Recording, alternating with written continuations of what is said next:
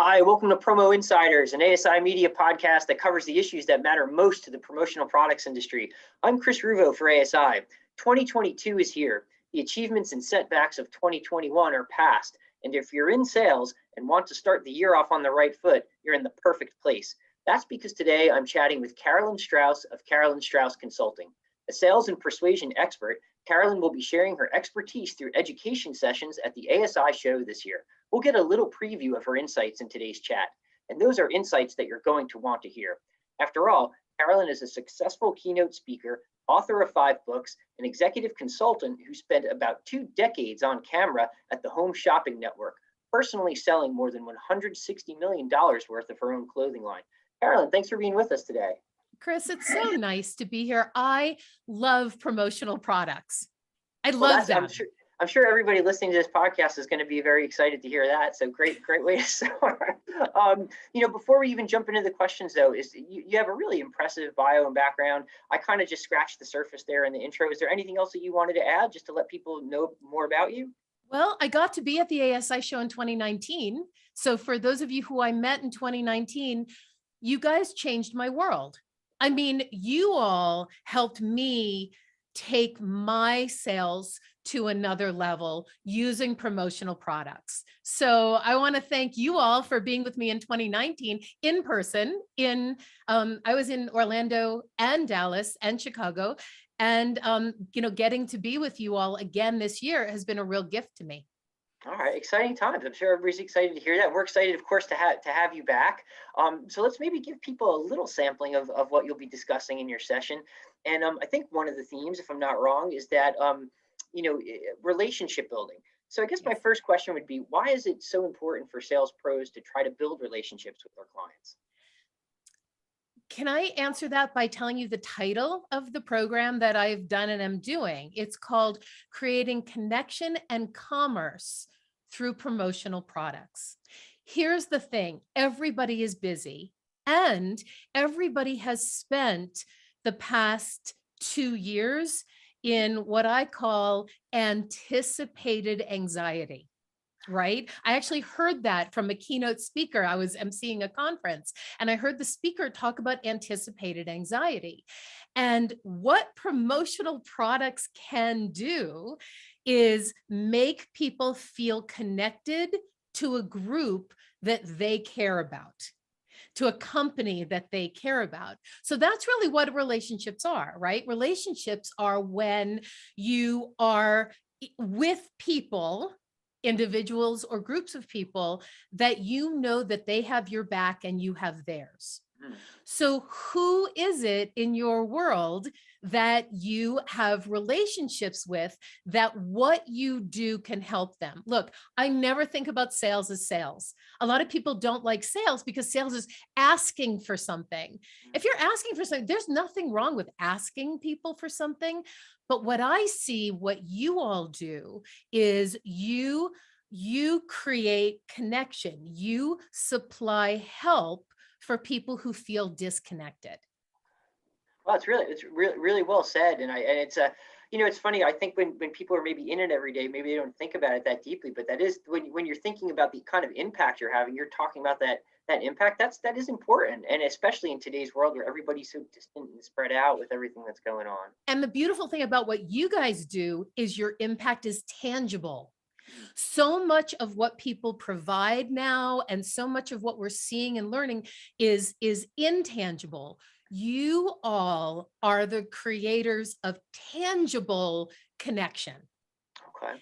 All right. So that's ways that promotional products distributors, professionals are helping to build relationships out there in the business world.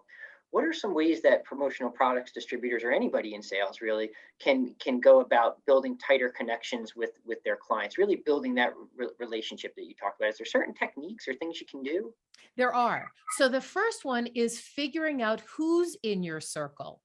Who do you have? So how many of us, and this includes me and my business, how many of us have been reaching out to everybody in our database. I mean, look back at your calendar and think of all of the meetings that you've had over the past 2 or even 3 years. I would go back to 2018 because 2020 and 2021 have been so weird for people that maybe who we connected with in 2020 and 2021, we want to go circle back to, but you want to circle back to the people that you connected with maybe in 2018 and 2019 and ask them how they're doing and find out what has shifted. Because just remember, everything has changed. Something has changed for everybody, even if we don't acknowledge it. Look, we're all 2 years older than we were in 2019. So that's a change. Although, I'm working to not have that happen. But yeah, but we're all a little bit older. We all have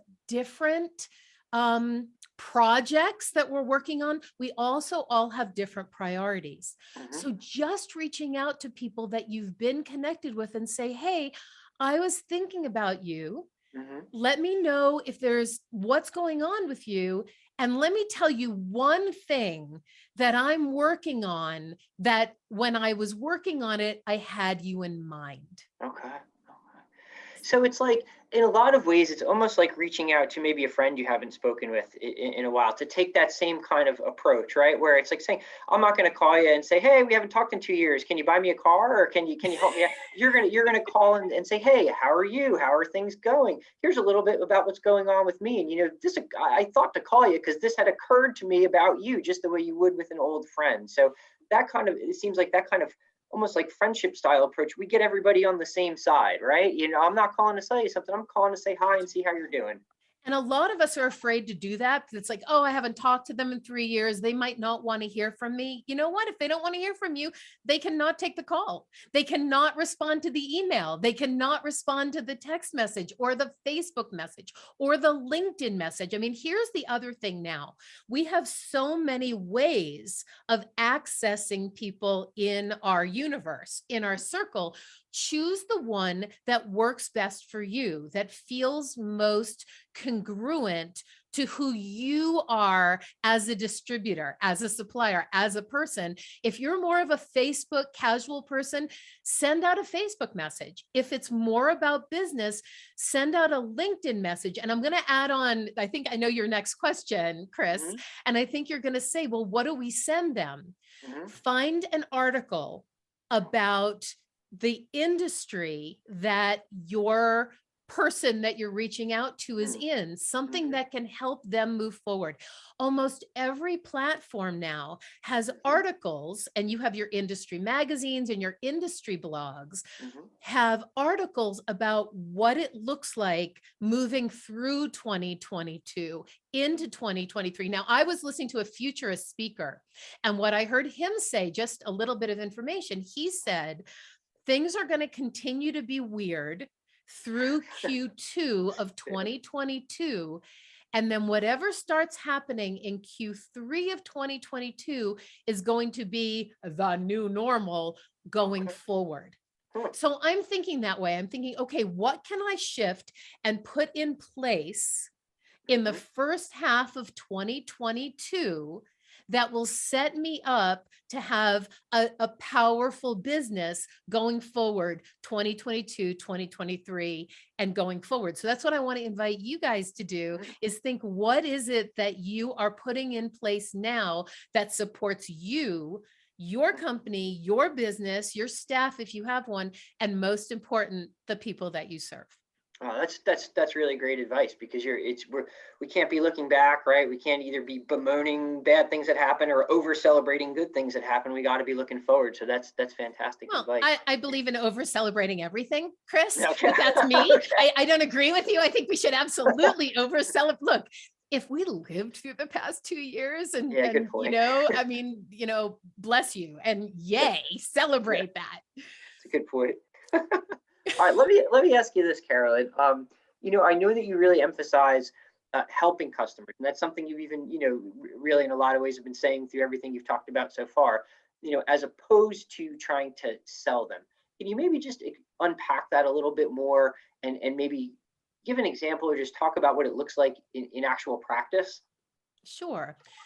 I want you to ask yourself, how am I an offer of help? Right? That's how I frame it. It is you are an offer of help. Now, if you offer something, it doesn't mean that people are going to take it, but you want to offer your help. So what is that help that you are? In my mind, promotional products, like I said earlier, create a physical connection to keep your clients and your customers top of mind to the people that they are an offer of help for. So for example, I have a really cool wine bottle opener, not that I haven't needed that in the past 2 years, but I have a really cool wine bottle opener, and it's one of those ones that does the beer bottles and the wine bottles, and it has a little knife on it. And it is a promotional product by a friend of mine. And every time I look at it, every time I use it, I travel with it.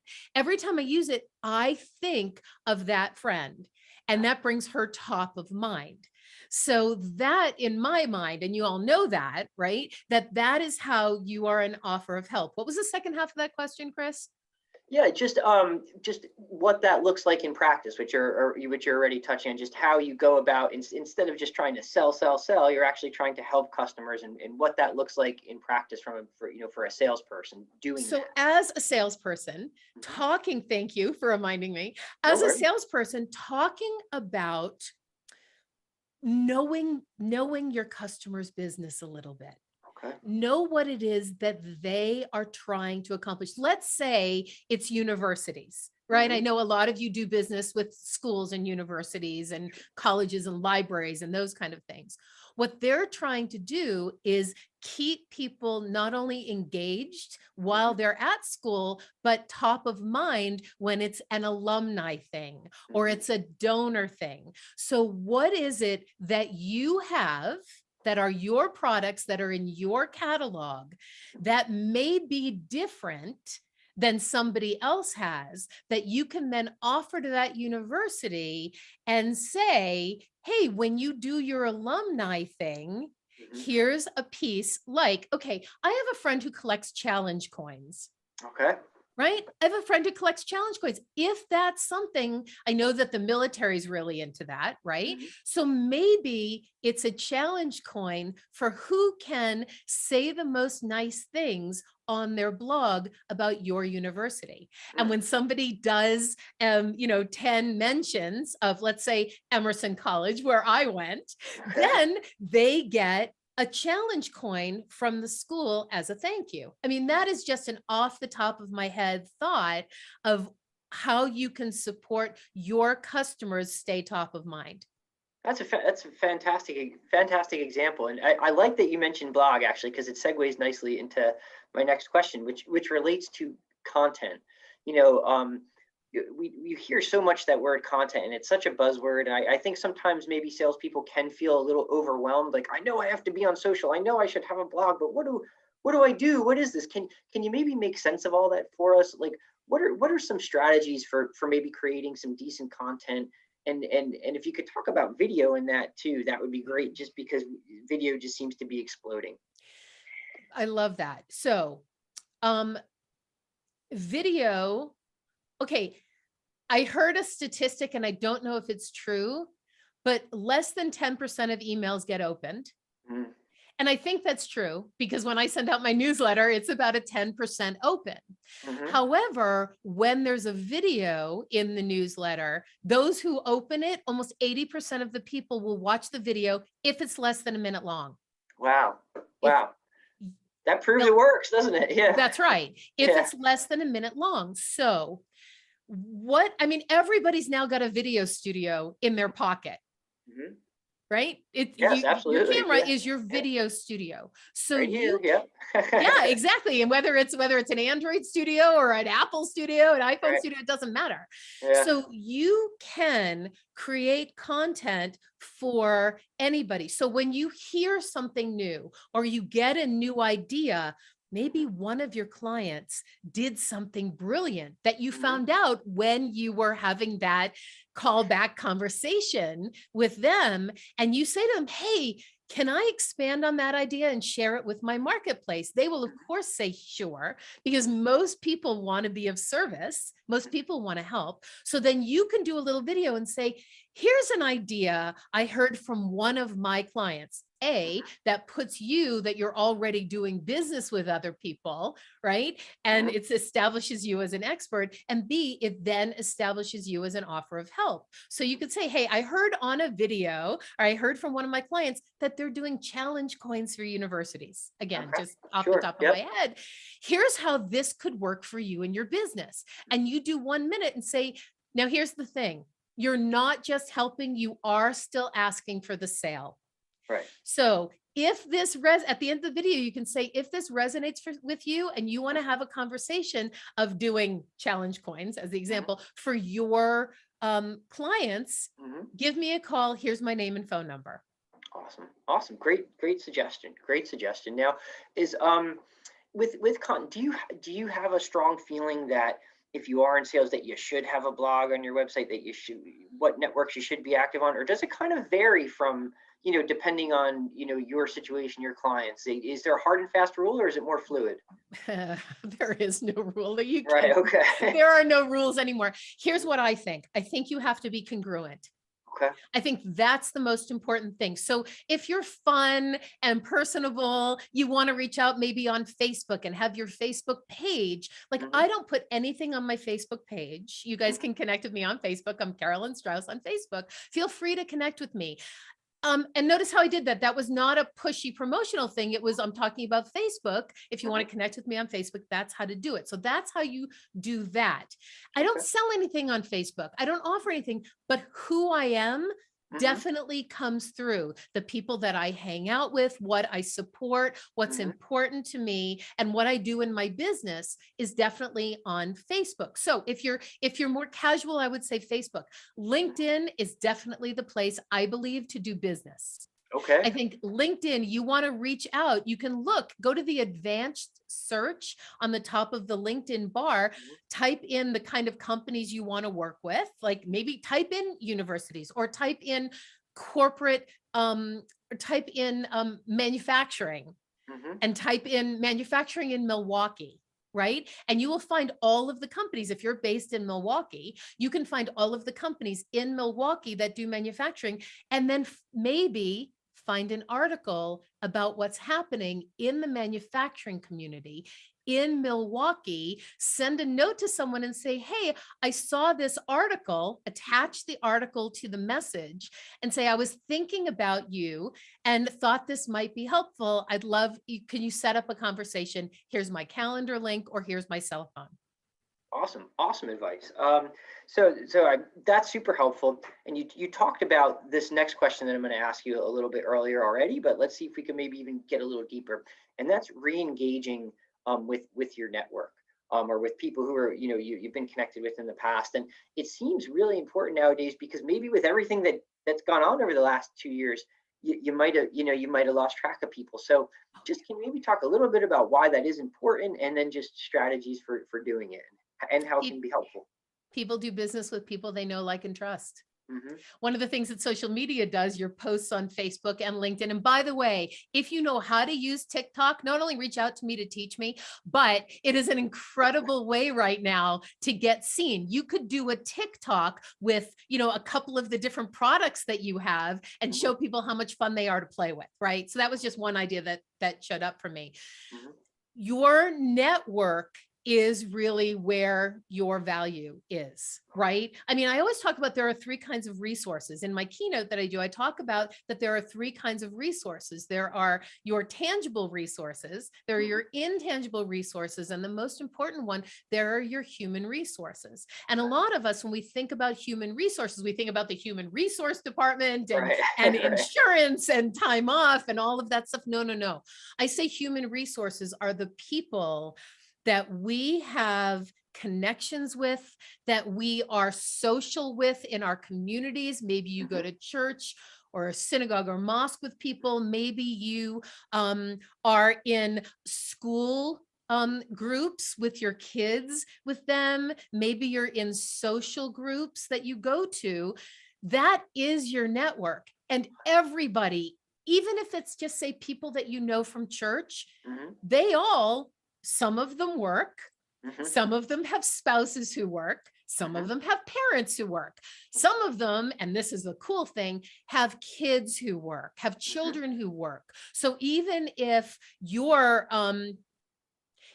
a baby boomer, like I am, I have a podcast for baby boomers, which is hilarious. And I'm a baby boomer. I always say I'm at least 49. And that is absolutely true. But if you're a baby boomer, so all of my friends' kids now Mhm. all have jobs in companies. Okay. So I can reach out to my friends and send them something cool, a cool Mhm. promotional product, and have them show it to their children Mhm. and say, okay, is this something that your company might like? So it literally is, our network is I hate the word spider. Okay. Um, it's more like the game of telephone. Do you Okay. remember when we were little and we played Sure. the game of Put telephone it and to we your told ear one and person, right? I mean, and I liken it more like to the cans with the string. Mhm. And you have a can with a string, and then they have a can with a string, and they have a can with a string, Right. and they have a can with a string. And every time you reach out to one person, your can with the string touches 20, 30, 50 other people. As Yeah. long as you do it in a way that's helpful.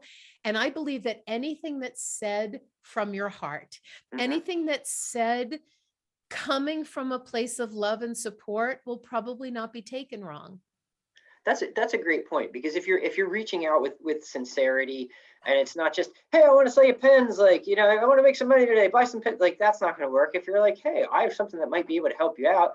I know you just started over at this new company, or I know your son is now over here. They might be able to benefit from this. Like, it could help them. No pressure. Let them know if they want to talk to me. I'm available. Stuff like that. Let them know that I'm here to help. And here's my availability. Mhm. Let people know, because if it's, oh, we can talk in the next week or two, I got to say, out of sight, out of mind. Too vague, yeah. Set a time, because if we're not, how I run my life is if it's not on my calendar, it doesn't exist. That's a good one. Yeah. If With a how meeting's busy everyone is, that's really true, isn't it? Yeah. right. So set a task or a tickler or an appointment in your calendar to follow up with people, or whatever CRM you're using, if it has the ability to do that. So Mhm. when you say, I'll get in touch with you next week, get in touch with them next week. If you Matters. don't, they stop thinking of you as reliable. And I know a lot of us don't want to bother people, Mm. but if But we you're can't think of ourselves as a bother, right? And we're right, not if we're actually offering to help. yes, right. If you're an Yeah. offer of help, you're never bothering anybody. And then they have the choice whether to continue to engage with you or not. All right, great advice. You've been really generous with your time, Carolyn. Thank you so much. I just had one other question for you, and it's a little bit different than the stuff we've talked about so far. I think even experienced reps can maybe sometimes get in a rut, or maybe not even realize they're in a rut. So, how can you recognize sometimes where you might need a little bit of assistance, and then what are some ways you could go about getting it? I'm going to ask you guys, does you everybody in the organization, I want to encourage you to get a mastermind group. Do you know what a Okay. mastermind group is? Sure, It you is could a tell us group, that. Yeah. it is a group of like-minded people who gather, who only want what's best for everybody else in the group, and they can see your business from the outside. I've always said that you can't see the jar of mayonnaise from inside the jar. So I, like in my business, I'm me inside my jar, and I need my mastermind group to look at it from the outside. It's like getting fresh eyes. Have you ever had somebody come visit you in your city and you take them on a tour, and all of a sudden you're seeing things in your city? You're noticing statues and Right. building and Right. architecture that you've never seen before. That is what having a mastermind support group is. I want to encourage all of us, all of you, everybody, especially if you're a solopreneur or a small business owner. I really want you to have a support group, a mastermind group around you. And by the way, the best thing now is that they can be online. You Mm. can do them on Zoom. So you can meet with people. I have 2 mastermind groups that I'm in, and 3 now, Okay. and we meet once a month and talk about what's happening in our businesses, because there are things I can't see about my business because I'm in my business. And it is so important now to have that help for you and that support for you. Excellent advice. There's nothing like that outside perspective from people who actually have your best interest in mind to kind of help reorient you and everything. So I think it's great parting advice. But out of everything we've discussed today, Carolyn, just any major takeaways or just final thoughts you'd like to share with everybody? Well, please come to the ASI show in Chicago if you didn't get to Orlando or Dallas. If you are getting to Orlando or Dallas, then yay. I hope I get to see you there. Please come say hello to me when we're there. I know that my program is actually at the end of the day. It's at like 2:45. So even if you miss everybody else's, come to mine. And then the coolest thing that I know that the ASI show has been doing and is doing this year is they're doing little meet all the speakers at the end of the day and get 3 takeaways. One of my takeaways is just be crystal clear on how you are an offer of help and how it's easiest to do business with you. Well said. Let's end it there. Carolyn Strauss of Carolyn Strauss Consulting, thank you so much for being with us today. Those insights were very helpful, and we're looking forward to seeing you at the show. Thanks, Chris.